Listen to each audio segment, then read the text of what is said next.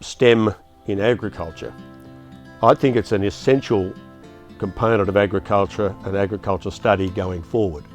The traditional way of dealing with agriculture was that many farmers were inspired and learnt from granddad and dad, and they've continued the ways that had been done. There'd be lots of advertising on TV by people trying to flog you product to get rid of the worms in your cattle and the weeds in your paddock, and they're in there for a market, and there's a considerable amount of science in there. But I think that by looking at STEM, we are able to measure more accurately, more scientifically, and more appropriately as to what does our farm and our farmlands need. What does our soil need? What does our water systems need? What do our plant breeding and our plant diversities need? And I think this is where the exciting part comes from applying STEM to agriculture. The combination of STEM and agriculture brings it to be more sciencey, more fun, then more students will want to do it, and it will move up that ladder of aspiration for students who want to go and study more.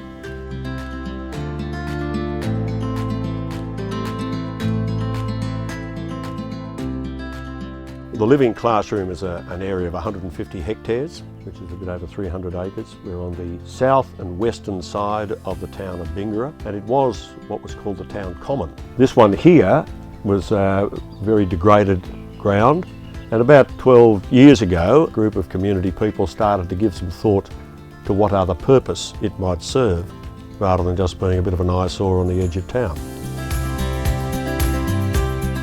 If you look at the world's agriculture and look at its distribution geographically, we could say that this site here is one of perhaps only 3 on the planet which ticks the main boxes for showcasing agriculture. We're 30 degrees south latitude, which means we're halfway between the equator and the normally considered extent of agriculture, which is 60 degrees north or south.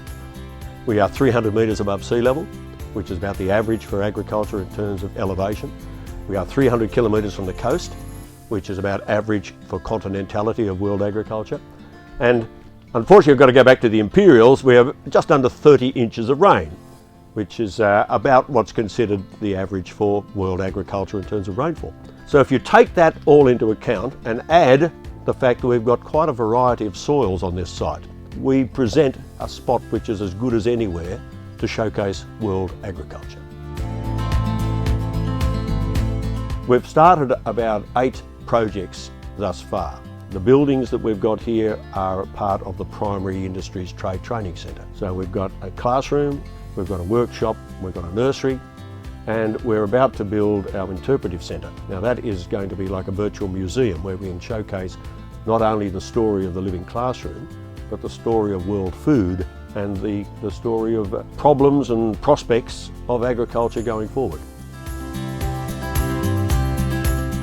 We wanted always to be at the cutting edge of science and of learning, not just in agriculture and in food production. And that is greatly facilitated by IT, information technology. And with low-range wireless systems, we can set up a lot of our experiments and link it back to the cloud and back to the internet so people can see what's happening here. We've set up a mini weather station, so we now get our up-to-the-minute conditions of the atmosphere, the wind, the rainfall, the wind direction, temperature, the humidity and barometric readings. But we've also tied that in with some of our planting. So we've got a couple of our olive trees, one a mature 20-year-old tree and the other one an immature 3-year-old tree, and we've banded them with a device which will measure their sap flow, so effectively their growth rate. We've also put 2 probes in the ground beneath those trees to measure the soil temperature and the soil moisture content. So now we can combine those together, and they are freely available on the website, on the Bingara website under the Living Classroom, and you can see what the conditions are of those trees responding to those weather conditions. This we think will happen more and more.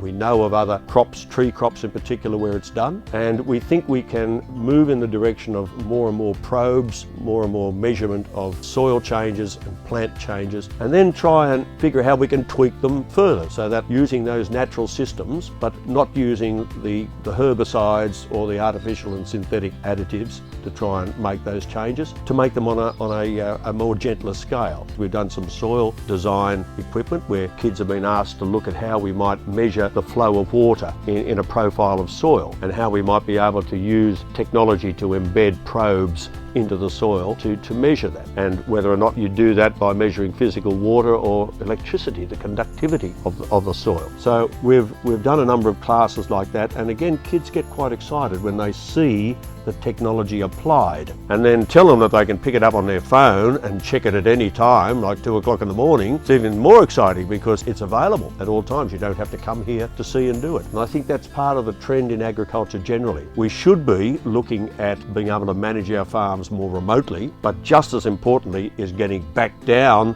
onto our hands and knees on our farms and putting our hand back in the soil.